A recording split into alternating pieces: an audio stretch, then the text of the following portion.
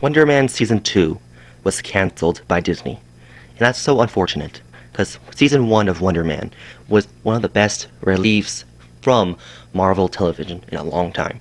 It actually felt like a show again. Marvel felt like it was doing the right thing instead of doing these movies that they chopped up into 6 episodes on Disney Plus, instead of making them into great movies that we could actually enjoy and love and cherish like we did in the Infinity Saga. It was such a shame when I heard this was cancelled, so I decided that for the best of my community and the best chance for you guys to have an idea of what they could have done, what if I made WonderMan Season 2? Please enjoy. What we will find when we look at the WonderMan today, what can he teach us about ourselves? You have 2 options. You go back to prison and finish your sentence. And then you have option 2, which is you do a little work for the Department of Damage Control. Option 2, thanks. This is Simon Williams. Do you think you can get close to him? Well, we need some bait. I thought he didn't mind how alone he was, but he felt it, even if he didn't say it. You're okay. I can't share the real me. The real me will get kicked out of here. I'll never be able to act again. That's not true. The real you is the sum of everything you've experienced. You're going back to prison. You need more evidence, and I know how to get it for you. You're kind, man. I can figure a way out of this. How? I don't know.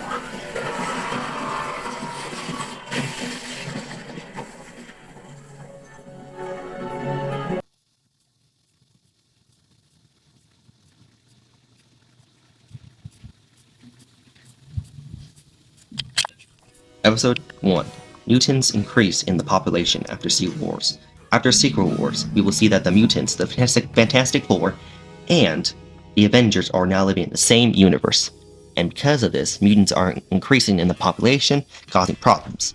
With many of the DODC worried about the expansion of dangerous people and Inhumans that are now gaining abilities and using them for the wrongdoings, this is causing a major strain on several agents that are worried that their jobs might be in danger, because if these mutants or anyone escapes this prisons, they could have dealing with problems. And now that Simon has released and freed Trevor, Agent Clary himself is now worried that his job's on the line, and he tries to find any evidence he can to try to track down and bring this back to Simon Williams.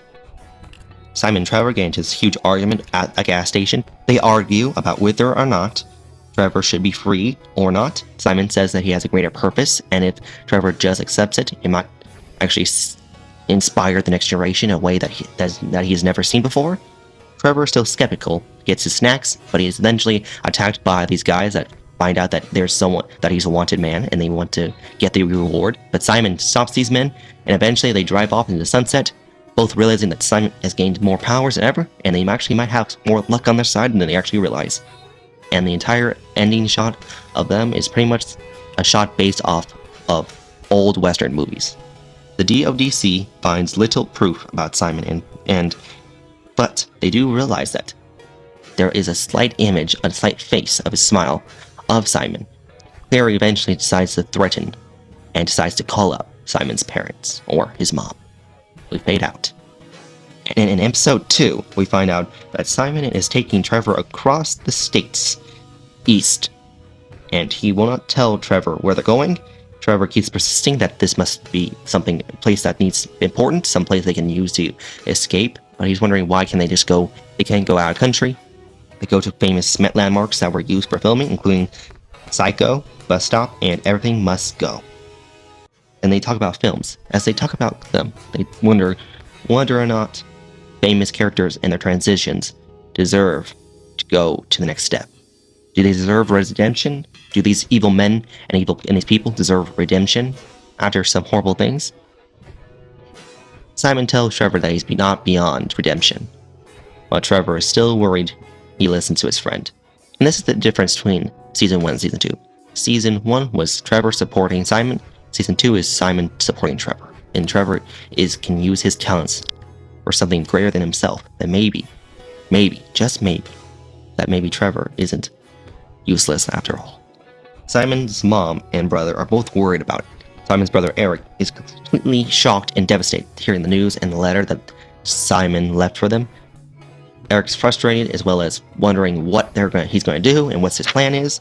When then the DODC arrives, we end with Simon's mom and brother being questioned by the DODC. Fade to black. Episode 3. Simon and Trev get tricked into doing a dangerous game show by the villainous and non-alien, he's more of a mutant, Mojo. Mojo, the same character from X-Men 97 that we saw trying to take both Jubilee and her technically boyfriend, I guess, in that season, into a game show where they're pretty much trying to survive. Pretty much Simon and Trevor both try to survive. Simon is much more able to get past all the dangerous traps and all that, while Trevor is trying to run for his life, as well as supporting Simon, telling him to attack this, blow up this, hurry, ha! Both of them freaked out. Eventually, they hack into the system.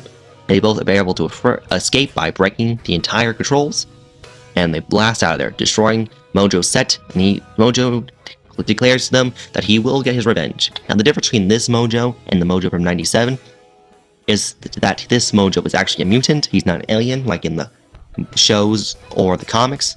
He's just this yellowish, he's human, but just a fat yellowish human or mutant. He doesn't have robot legs, but he will get those later on, but for this episode he's just yellow human, oid, mutant, whatever. The DODC convinces Eric to help, because Eric is chewed up by all the lies that Simon has been telling them. Eventually they are able to get enough information to figure out where they're going, or at least where they're at the moment, and Eric thinks he's helping the family, because he believes that getting Simon to prison or getting Simon back is the best way to protect him and the family. He's pretty much not the villain in this situation. He just wants to be a good brother, even though he doesn't understand what this means. And now, fade to black. Episode 4. This is the continuation of the DoorMan episode from Season 1. We see DoorMan dealing with mental breakdowns and depression in his prison as he tries to get Josh Gad out. Josh Gad is eventually able to escape through to experimentation and mental trauma, but in the expense of DoorMan's insanity as well and his powers. Josh Gad tries to get him out of prison, but even then, he's still dealing with a mental breakdown that's gonna last the rest of his life. It's pretty much a very sad episode, but yet, at least we get to see DoorMan actually get his freedom, and Josh Gad get his own personal freedom as well.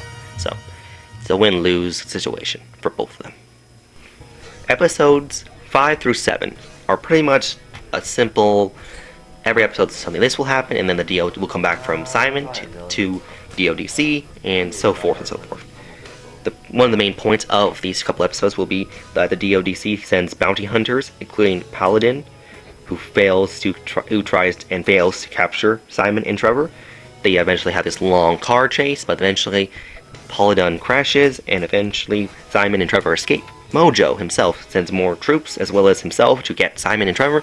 They eventually fail, and Simon and Trevor both escape. Simon and Trevor continue to talk about and visit all kinds of famous places that were used for film, as well as them talking about what life will be to them once everything is set and once their path is finally been proven. And then we get to the most interesting and saddest part of this entire season. We will see in episode 7 that Eric is done and is finally tired of Simon being so elusive, and eventually decides to go and capture Simon himself. He eventually gears up with all this technology that was gathered by the DODC, and he becomes the villainous Grim Reaper from the comics, Eric is the Grim Reaper from the comics, but now he is finally the super villainous Grim Reaper. He has the entire wardrobe, and his mother is so ashamed of him that she calls him a Reaper on their family, and he calls himself Grim, looking at a picture of Simon and challenging him to the fight of the century. Fade to black. Now we're on the season finale of Season 2. If you enjoyed what you've heard so far, please give a like. Please, let's get into Season 2 finale. Buckle up, because it's going to be the longest episode so far. We pretty much get a close-up on Simon and Trevor as they drive into a parking lot of a hotel. They eventually check in. They talk about and watch several older movies, talking about what it means to be a hero versus what it means to be any form of good man and humanity themselves. They deal with all this kind of questioning, and they eventually go to sleep. But then as they sleep, Eric attacks the place with his powers, or his technology that he's been given. He eventually causes Simon and Trevor to barely escape with their lives. Eric, now dealing with who he is now wondering whether or not he's doing the right thing. But the DODC, including specifically Agent Clary himself, tells him that he's doing great, and they need to find out where Trevor and Simon are going. Simon and Trevor eventually find shelter at this broken down theater that they both wanted to go to anyway, because it once was a place for many beautiful plays and art, and it was once the most beautiful place in the city that they're in. Eventually, Simon and Trevor are both scared and frustrated and very sad, and like they don't know where to go. Especially Simon, who is trying to deal with his powers, trying to keep them in again, because he's trying to, do the box trick, but he's not really working as well.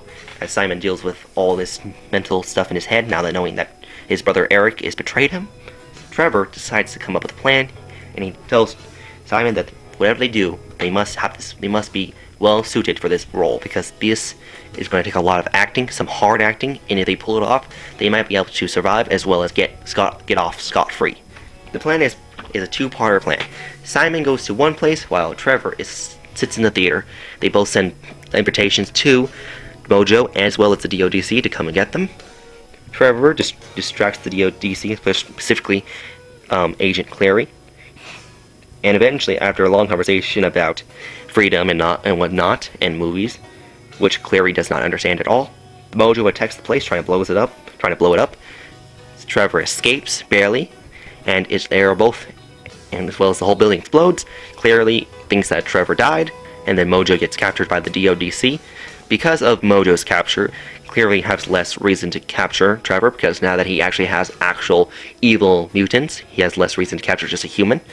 Trevor is off free, but now Simon, who is now back to where they eventually fought in the old, closed now building of the hotel that Simon and Trevor were staying the day before. Simon challenges Eric to a fight. They both fight, and it's this crazy blasting battle where they both have to use their strengths and cunning to fight each other, as well as crying, and eventually they both fight until they realize they're both evenly matched. Eventually, then stopped by Eric, who tells them that he must go if he wants to be okay, if he wants to survive, because Eric realizes that all this destruction is by his own hand, and he regrets it. So Eric tells Simon to blow up the building, so that they can think that Simon died. Simon escapes, obviously, but they had to make it look real, so Eric is badly hurt from the explosion, and eventually tells the DODC that Simon did not survive. Clearly believes that he has won, but Eric knows that even if he does lose his business, family is more important. And this is a beautiful arc that we're going to see with Eric. Yeah, he may not be the greatest guy, but he's learned that family is more important than anything else.